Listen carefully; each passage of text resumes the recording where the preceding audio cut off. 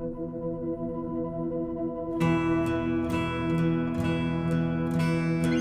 behalf of St. Luke's Hospital and the Spiritual Care Department, I'd like to welcome you to this memorial service, where we remember those who have passed away in the past year. My name is Brent, and I'm one of the chaplains here at St. Luke's. We have had the honor to walk with you and your loved ones on this part of life's journey. We're glad that you are choosing to take the time to remember the life lived by someone that you love deeply. It is our hope that this can be a time of healing as all of us grieve together and remember times that we've shared with those who have now passed. This week marks the anniversary of the first COVID patient at St. Luke's. It has been a trying year, not just at St. Luke's, but in our nation and in the world. Many of you have lost someone close to you due to the COVID virus. Others have lost a loved one to other illnesses or tragedies and couldn't be with them at the end due to COVID restrictions. This is our time to acknowledge that loss. We hope that this time of remembrance can be a time of healing as you recall the memories you shared, find courage to face a new life without them, and to discover new hope as the healing comes. In the next few minutes, we will light a candle in honor of those who have died in the past year. I'd like to invite you to light a candle as well and join us in a moment of silence. Feel free to take a moment at this time to get a candle so that you can participate in that part of the service. One of the things that I like about being a chaplain is hearing people's stories. I've heard stories about how couples met and special trips that were taken. I've heard stories of sadness as people talk about broken relationships they'd like healed, or loved ones that are passing before their time. I've heard stories of joy as grandchildren gather around to talk about their favorite memory of time spent with Grandma and Grandpa. I've heard stories of the struggle with crippling diseases and how cancer has impacted life in the home. Stories bring about healing. Talking with a friend or a family member about the experiences dealing with the illness just seems to take away some of the pain. I'd like to share a little bit of my own story with you. I've got a 6-year-old grandson, Rylan, and much to the chagrin of my wife, he has become Papa's boy. I will never forget the time when my wife and I went to pick him up from daycare. He was playing outside and saw us coming, and he just started running toward us and saying, "Papa, Papa," all the way. My wife was in front of me and squatted down with her arms outstretched, but he ran right under her arms and straight into mine. I love that bond that we share, and it continues to grow. But this bond has also made me aware of something that was missing in my life, a relationship with my own grandfather. You see, both of my grandpas died when I was young. One when I was too young to really remember it all, and the other one, my dad's dad, when I was 7 years old. Because he lived in Washington State, I only saw him twice in my life and have very few memories of him.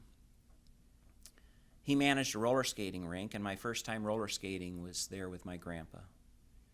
I remember struggling to keep my balance and using the wooden side rail to help me stay on my feet. I slipped and cut my arm, and my grandpa came to the rescue. Most of my knowledge of my grandpa comes from the stories that my dad shared with me about his summers in Washington. My grandpa built a boat, and he took my dad out onto the ocean to go fishing. He had a passion for photography and operated a small camera repair shop. He passed this love on to my dad as they went on photo expeditions to Mount Rainier and Mount St. Helens. That love for photography was passed on to me as I learned how to print pictures in the darkroom. This also turned into a career for me as I opened my own portrait studio that I ran for almost 30 years before deciding to go into chaplaincy.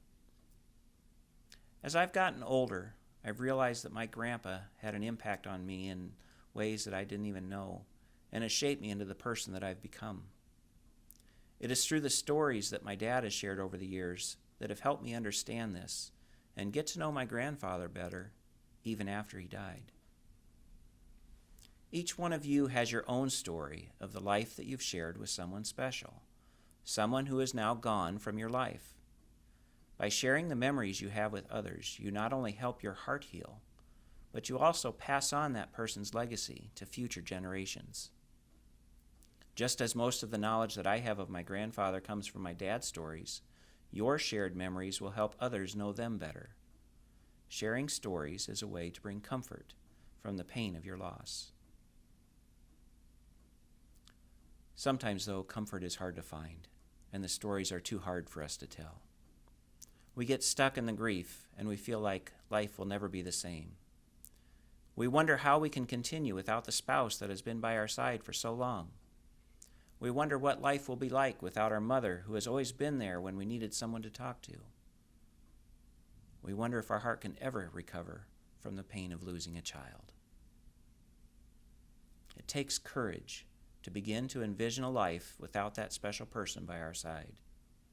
It takes courage to reach out to others, whether it's just to regain a sense of belonging with your friends or to seek professional help. It's okay to need help. One thing that this COVID pandemic has resulted in is complicated grief. Memorial services, celebrations of life have been put off or minimized as we have been unable to gather and mourn together. It takes courage to acknowledge this.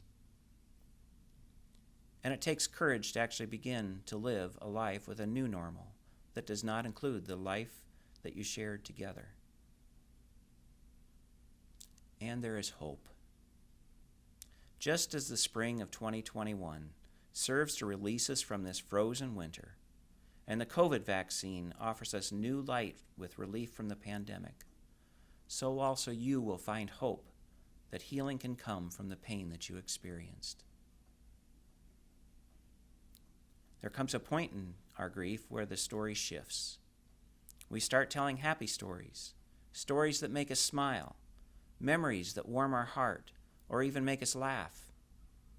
As you begin to share stories of your loved one that tells more about who they were as a person, the healing can continue. What emerges is a desire for them to be remembered for the person that they were, rather than the disease that they had. Places that you once avoided because it was too painful to go alone become a place that you want to go, as you finally remember the experiences you shared. The house becomes comfortable again, as you remember the life that you lived there with them. Where are you at in your story?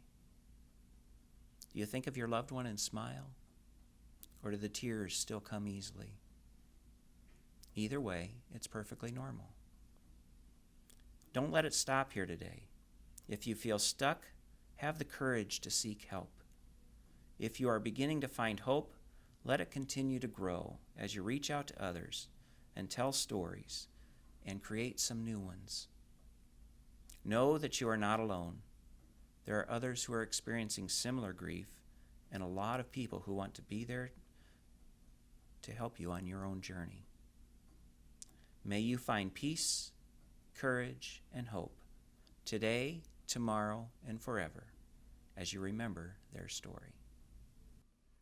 In the next few minutes, we will light candles in honor of those who died over the course of this past year. For those viewing this from home, we invite you to light a candle as well as you are able to honor loved ones you've lost. All it takes is a moment to remember them and what they meant to us, a moment to give thanks for the time we had with them and for the legacy they leave behind. First, we light the candle of memory. We honor the memory of those who are no longer with us. We remember all that they were and all that they meant to us. They will be missed.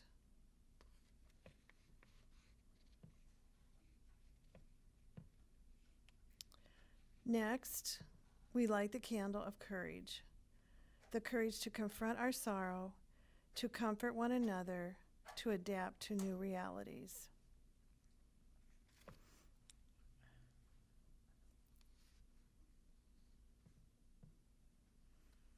And the final candle represents hope. Hope that our loved ones are at peace. Hope that even as we grieve, we know there are times of healing and joy ahead of us.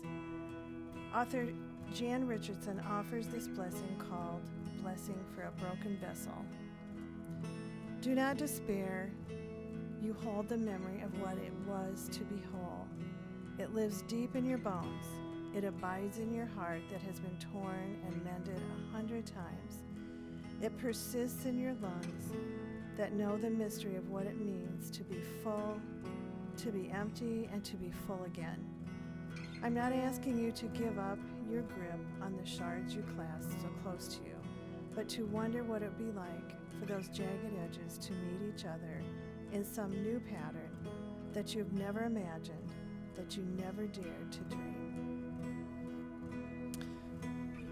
We'd like to thank you for joining us for this memorial service. The work of remembering and honoring those who have died doesn't stop here, but we hope this time provided a meaningful space for some of that important work to take place. A couple of announcements in closing. We want you to know that on March 22nd, there will be roses displayed in the A Avenue lobby of St. Luke's Hospital as a special recognition for COVID-19 patients who we cared for this past year. 112 red roses will signify the patients who died of COVID-19.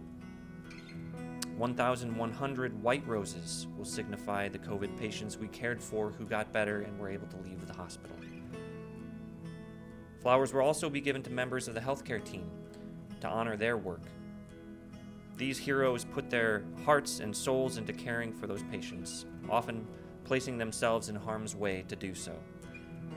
That includes not only the team members who had direct contact with patients, but also the individuals who play supportive roles, whose crucial behind-the-scenes work makes good care possible. Every one of them is a hero, and we should never forget that. In the days and weeks ahead, we encourage you to watch for announcements about upcoming events in the hospital's Choose Hope series, as we continue not only to look back at this past year, but also look ahead. Spring is a time when we're reminded of renewal and rebirth, the resilience of the natural world. As we emerge from this long winter, may the melting snow and the budding leaves instill hope that the world will blossom again. Better days are ahead. For now, hold on to that hope. Be kind to one another, and go in peace.